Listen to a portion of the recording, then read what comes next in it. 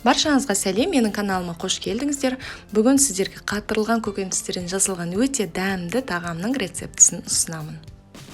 Алдымен табаға майымызды қыздырып аламыз да, пияз бен сәбізді видеодағыдай турап, қызарғанша, жұмсарғанша қуырып аламыз. Бұл шамамен 5-6 минут уақыт алады.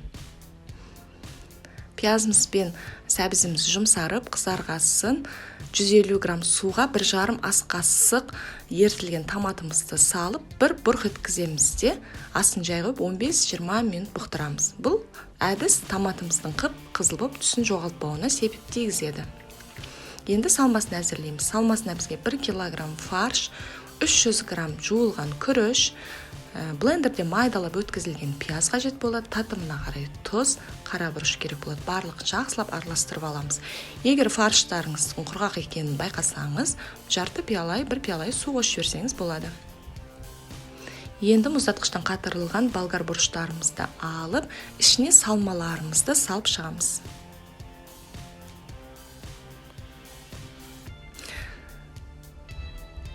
Фаршталған болгар бұрыштарын қазанымыздың үстіне бәрін жайғастырып шығамыз, және де қосымша мұздатылған 2-3 қызанатты салып жіберсеңіз болады, және мұздатылған жасыл бұршақтарды қосып жіберсеңіз де болады.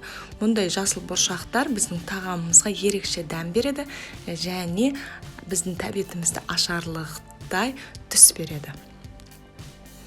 Татымына қарай тұз себеміз, татымына қарай қара бұрышты қосып, үстінен қайнап тұрған суымызды құйып, қақпағын жауып қайнатамыз.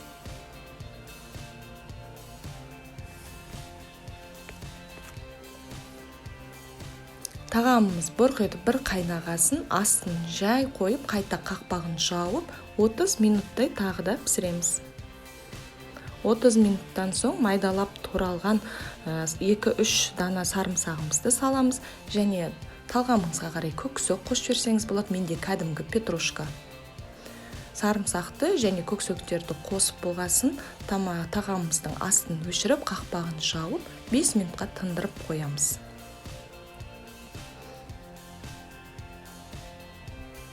Фаршталған болгар бұрыштарымыз өте дәмді болады.